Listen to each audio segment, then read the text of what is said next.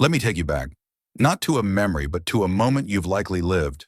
Many times, you're lying in bed, eyes closed, body tense. You're begging your mind to be quiet. I need to sleep. You try harder. I breathe deeper. You count sheep. You imagine clouds. You imagine nothing. But the more you try, the more you fail. And then somewhere between giving up and letting go, you fall asleep. Now think about this. What if the same thing applies to everything you want in life? Success, love, wealth, peace. What if the key isn't in trying harder, but in relaxing deeper? I've spent 15 years as a psychologist, listening to people chase dreams, burn out, push harder, and wonder why life still feels like a treadmill. They think manifestation is about vision boards, affirmations, control. But here's the truth. When your nervous system is tense, your reality tightens too. What you fear, you feed. What you grasp too tightly slips through. What you relax into begins to find you. This isn't just spiritual poetry. This is psychology. This is biology. This is reality. So in this journey, I won't give you magic tricks. I'll give you something deeper. A reprogramming of how your brain, your body, and your energy co-create the world you live in. We'll begin not with effort, but with softness. Not with desire, but with stillness. Welcome to the paradox of manifestation. We often think we're thinking beings who occasionally feel, but neuroscience says otherwise. You are a feeling being who happens to think. At the center of your reality is not just your mind. It's your nervous system. Your nervous system decides whether you feel safe or threatened. And here's the twist. Whatever your nervous system believes, your brain will shape your world to match it. Let me explain. If you grew up in chaos, your nervous system may associate calm with danger. So when life feels peaceful, you unconsciously sabotage it. You seek drama, problems, overwork, because it feels familiar. If you experience neglect, your body might interpret love as overwhelming or undeserved. So when something good arrives, you tighten, you panic, you reject it. Not because you don't want it, but because your nervous system isn't used to it. Your nervous system is like a GPS. It only takes you toward what it recognizes as home. And unless you recalibrate it, you'll keep manifesting situations that feel familiar, not what you truly desire. This is why trying harder doesn't work. You're using your mind to override a deeply rooted nervous system program, but it's like pressing the gas with the brakes still on. Relaxation isn't laziness. It's the language of safety. And safety is the soil where all manifestation begins. But how do you recalibrate a nervous system that's been stuck in survival for years?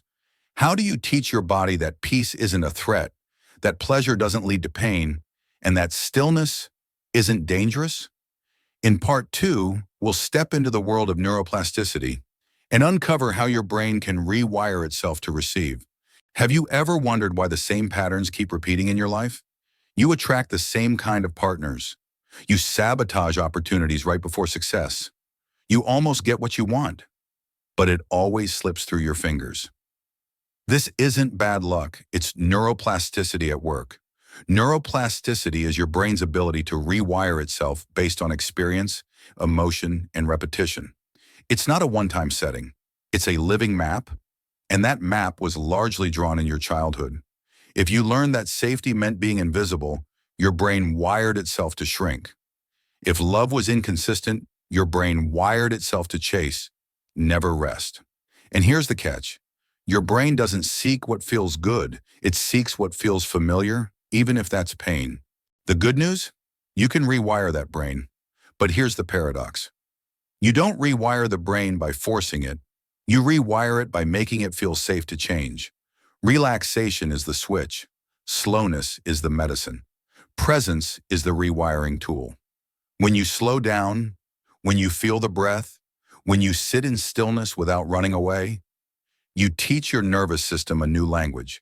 You tell your brain, we're no longer in survival, we're in creation now. And with that shift, your entire magnetic field begins to change. So how exactly does this shift from survival to creation manifest in real life? What practical steps can you take to train your nervous system to feel safe receiving? In part 3, we will dive into the psychology of allowing and why letting go is the strongest move you'll ever make. Imagine this. You're holding a glass of water. It's light at first, barely noticeable. But hold it long enough, your hand starts to ache. Hold it longer, your entire arm goes numb, and eventually you feel paralyzed. That's what control does to your soul. We try to manifest by controlling everything. How it should look, when it should happen, who should give it to us, why we think we deserve it. But the universe, much like the mind, doesn't respond to force, it responds to alignment. And alignment begins when we learn to allow. Allowing doesn't mean giving up. It means surrendering the fight inside your nervous system.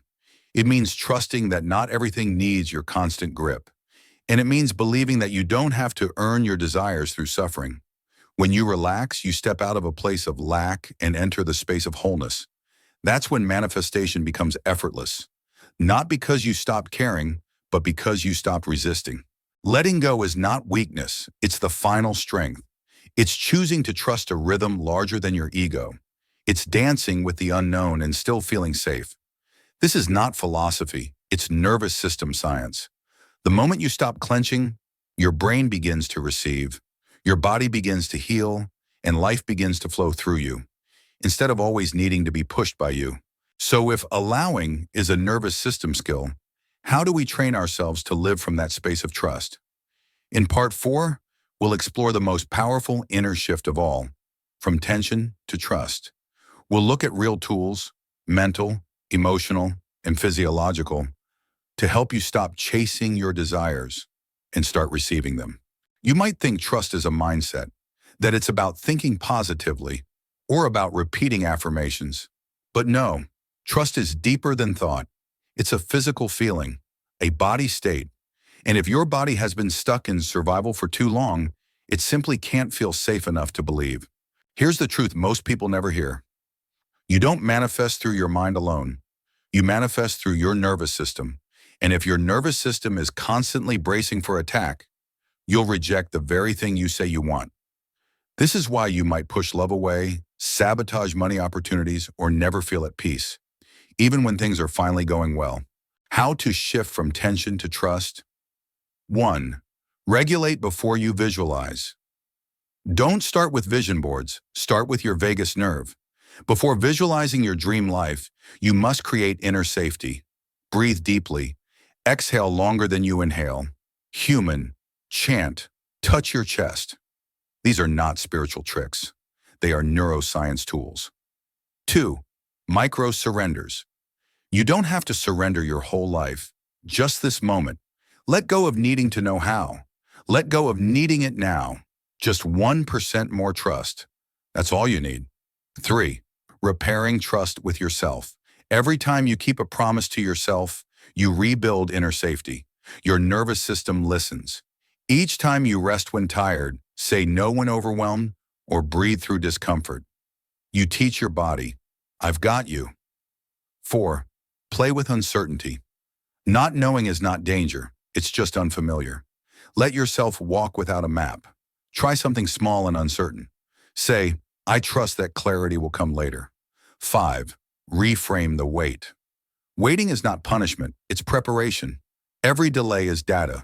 It teaches you what you still need to feel safe receiving. So many of us have lived in tension for so long, we've forgotten what peace feels like. But when the body trusts again, manifestation becomes a gentle unfolding. In part 5, we'll go even deeper. We'll uncover why receiving is the most difficult thing for most people and how to unlock it. We say we want love. We say we want money. We say we want peace. But here's the strange part. When it finally arrives, we flinch. We doubt. We sabotage. We turn away. This is the hidden truth about manifestation. It's not about attracting what you want. It's about allowing it in. Most of us carry an invisible scar. We learn that receiving equals danger, that attention means pressure, that love means conditions, that abundance means guilt.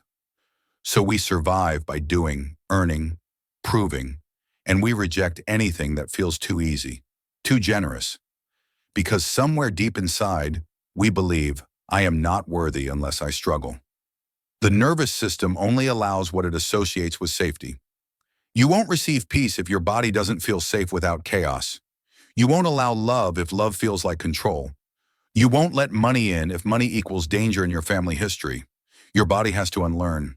To receive is to retrain the brain, to teach it. Ease is not laziness. Joy is not selfish. Rest is not failure. Why this is so hard? Because trauma teaches us to keep our guard up. Because praise once came with expectations. Because love was once withheld until we performed. So now, even when life finally softens, we stiffen, we question, we wait for the blow.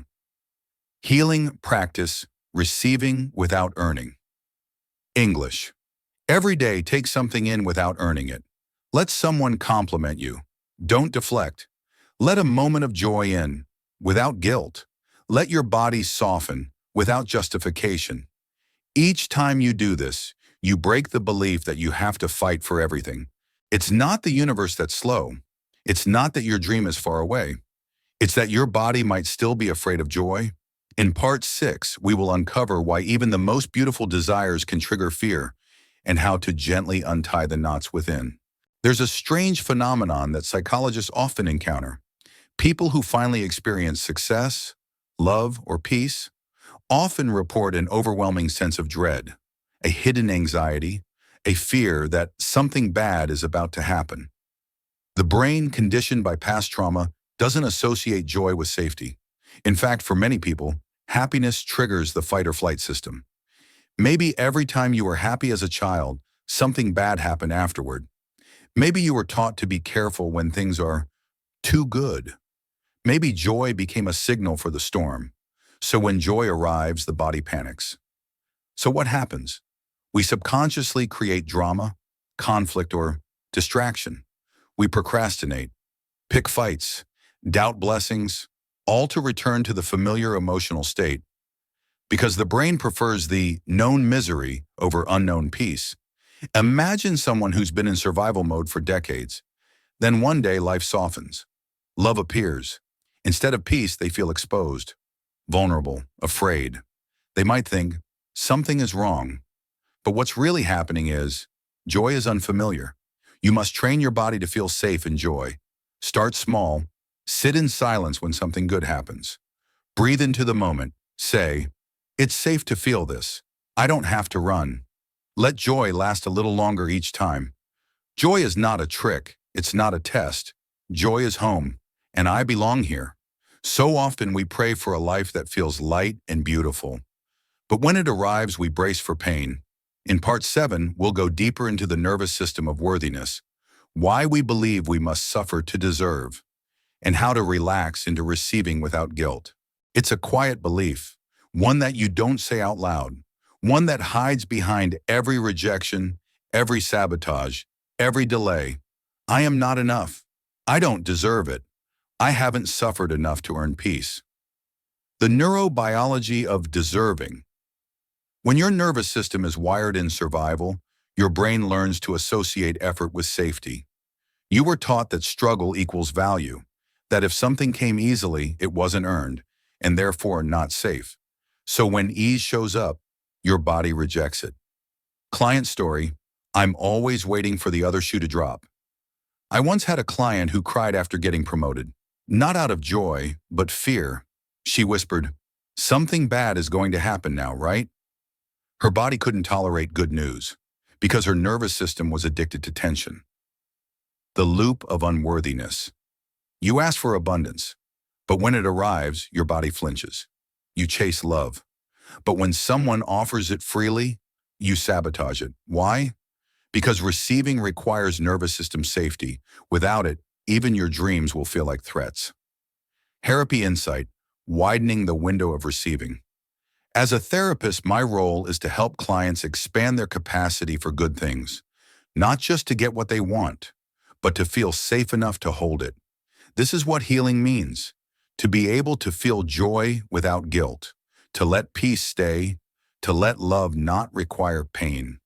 Many people work hard to manifest what they want, but when it finally appears, they run. Why? Because their nervous system was never taught how to feel safe with good things. In part 8, we'll explore the science of emotional capacity, How to grow your ability to receive more without fear, without collapse. Have you ever gotten what you asked for and then lost it quickly? The job, the love, the peace. It came into your life like a miracle and then faded like smoke between your fingers. Psychology insight, the container principle. In psychology, we call this emotional capacity. Think of your blessings as water and your nervous system as the container. If the container is small or cracked, it will leak, not because you're cursed, but because you're not yet ready to hold more. Real case.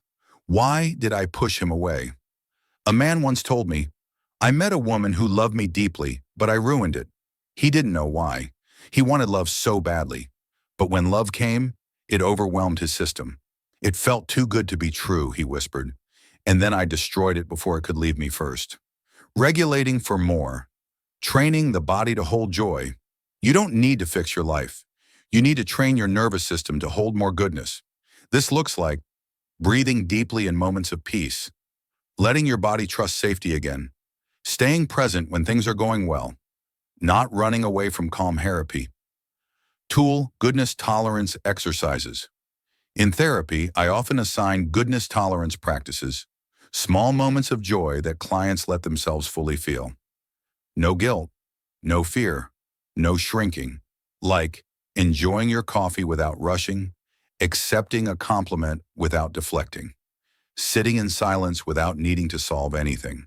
This expands the body's ability to feel peace without panic. Reflection, can you hold it? The real work is not just manifesting, it's learning how to keep what you call in. Because if your inner container is too fragile, even miracles will slip through. So ask yourself, can I actually handle the good things I'm praying for? What if you could build a life that doesn't need to be earned through pain? In Part 9, we'll break the link between struggle and self-worth and explore how to feel worthy of ease, joy, and love just because you exist. From childhood, we're often taught, nothing good comes easy. You have to earn your happiness. Suffering makes you strong. But what if this belief is the very thing keeping you from peace? Psychology insight, pain-worth association. In therapy, we call this a pain-worth association, the subconscious link between suffering and self-worth. It sounds like, if I'm not exhausted, I didn't work hard enough. If I'm happy, something bad must be coming. If I don't struggle, do I deserve this? Emotional reprogramming, deserving by being. But here's the truth. You don't have to suffer to earn what's already yours. You don't need to be broken to be wise. You don't need to bleed to be loved. You don't need to suffer to be deserving. Your existence is enough. Therapy. Question, can you let it be easy? Sometimes in sessions I'll ask, what if it didn't have to be hard? What if joy didn't need to be earned? Can you allow ease without guilt? This question unlocks something. It creates a crack in the old armor. It allows light in. Allowing. The final step of manifestation. The final step in manifesting isn't visualizing, it isn't planning, it's allowing. Allowing yourself to feel joy without explanation, to rest without apology, to receive without earning. This is the moment the universe whispers, now you're ready. You don't have to hustle harder. You don't have to fix yourself to be worthy. You only need to breathe, to trust, and to let go of control. Because when you relax, you return to who you truly are. And that's when the magic happens. If this message touched something in you, if you felt even a moment of peace or insight, please give this video a thumbs up, leave your thoughts in the comments, and subscribe to our channel for more deep, mindful explorations like this. You never know. Your comment might be the light someone else needed today.